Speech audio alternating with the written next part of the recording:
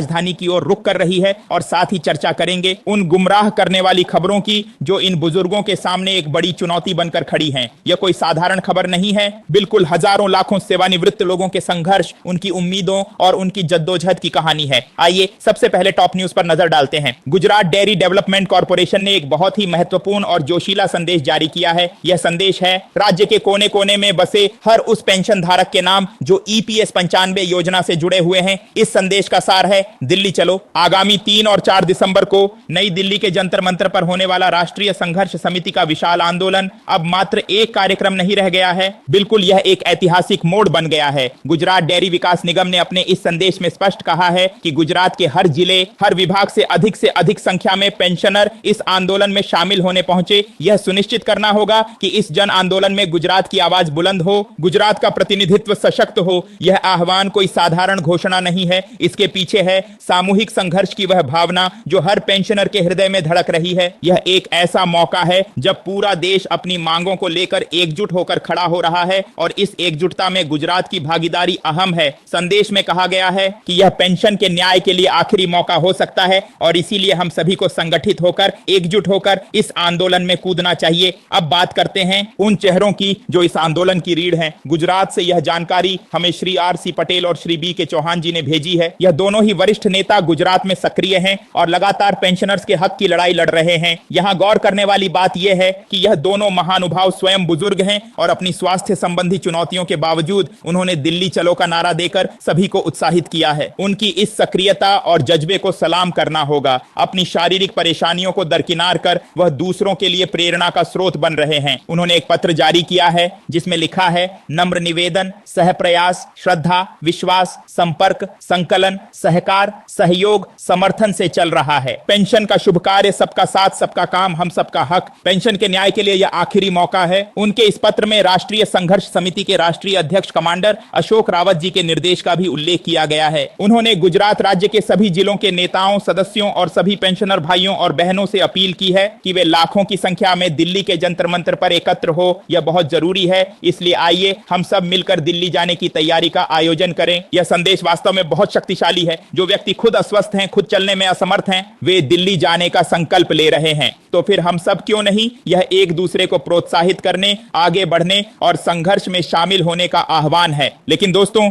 इस पूरे संघर्ष और आंदोलन के बीच एक और सच्चाई है जिस पर गौर करना बेहद जरूरी है। अक्सर हम सभी ने देखा है कि कई यूट्यूब चैनल और बड़े मीडिया हाउस ऐसी सुर्खियां चलाते हैं, ऐतिहासिक जीत, बड़ी खुशखबरी, सरकार ने लिया बड़ा फैसला, पेंशनरों को इसी महीने से मिलने लगेगा बड़ा लाभ। ऐसी खबरें देखकर बहुत से पेंशनर्स के मन में उम्मीद की एक किरण जगती है। लेकिन इन खबरों की सच्चाई क्या है, यह आप यानी पेंशनर्स से बेहतर भला और कौन जान सकता है। यह कड़वा सच है कि AI सिस्टम से जनरेट किए गए वीडियो और झूठे दावे लगातार आप तक पहुंचाए जा रहे हैं। इनका एकमात्र मकसद है आप बुजुर्गों को बरगलाना, आपकी भावनाओं के साथ खिलवाड़ करना। फिर भी एक अफसोसनाक पहलू यह है कि बहुत से लोग इन झूठी खबरों का शिकार हो जाते हैं। राष्ट्रीय संघर्ष समिति के राष्ट्रीय अध्यक्ष कमांडर अशोक रावत जी लगातार इस बात को कहते हैं कि आपको ऐसे गुमराह करने वाले चैनलों से दूरी बनाकर रखनी चाहिए। लेकिन कई बार देखने में आता है कि पेंशनर्स ऐसे चैनलों को सपोर्ट भी करते हैं, उनके यूट्यूब चैनलों को बढ़ावा देते हैं। सवाल यह उठता है कि अगर आप खुद ही ऐसी खबरों को देखेंगे और बढ़ावा देंगे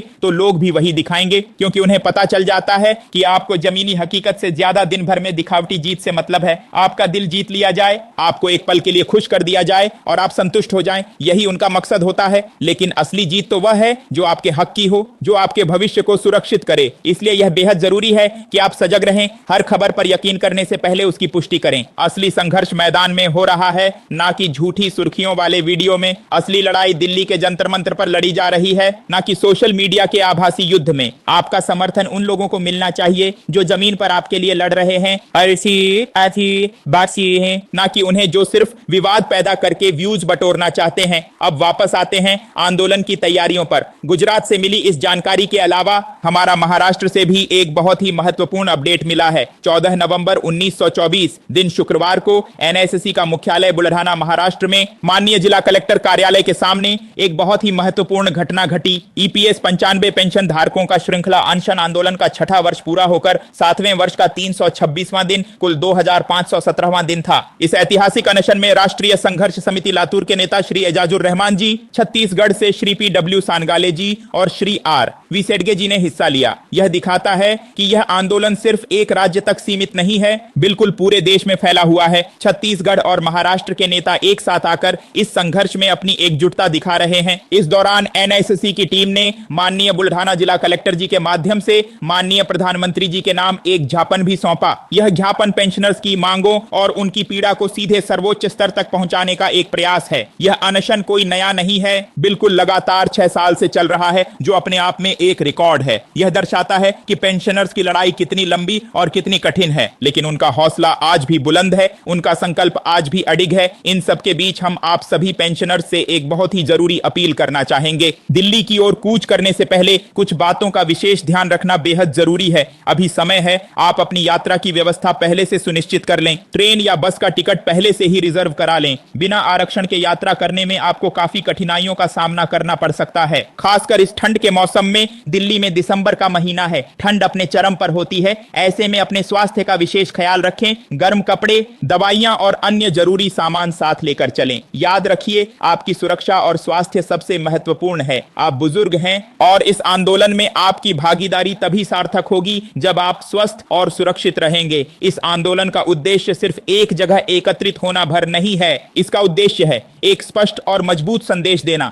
एक ऐसा संदेश जो संसद के गलियारों तक पहुंचे, जो सरकार तक पहुंचे। यह आपके अधिकारों की लड़ाई है, न्याय की लड़ाई है, और इस लड़ाई में आपकी एकजुटता ही सबसे बड़ा हथियार है। गुजरात से लेकर महाराष्ट्र, छत्तीसगढ़ से लेकर देश के अन्य कोनों तक सभी पेंशनर्स एक साथ आ रहे हैं। यह एक ऐतिहासिक पल है जिसमें आपको अपनी उपस्थिति दर्ज करानी चाहिए। तो आइए हम सब मिलकर इस आह्वान को सफल बनाएं। 3 और 4 दिसंबर को दिल्ली के जंतर मंतर पर आप सभी की उपस्थिति सुनिश्चित करें। अपने साथियों को प्रेरित करें, उन्हें समझाएं और इस आंदोलन का हिस्सा बने, क्योंकि यह सिर्फ एक दिन का कार्यक्रम नहीं है, बल्कि आपके भविष्य का सवाल है। हमारी तरफ से आप सभी संघर्षशील पेंशनर्स को शुभकामनाएं। हम उम्मीद करते हैं कि आपकी आवाज सुनी जाएगी, आपकी मांगें पूरी होंगी और आपको न्याय मिलेगा। यह खबर यहीं समाप्त होती है। हमारे साथ बने रहने के लिए और रियल सूचना टीवी को सब्सक्राइब करने के लिए आप सभी का बहुत बहुत धन्यवाद। नमस्कार।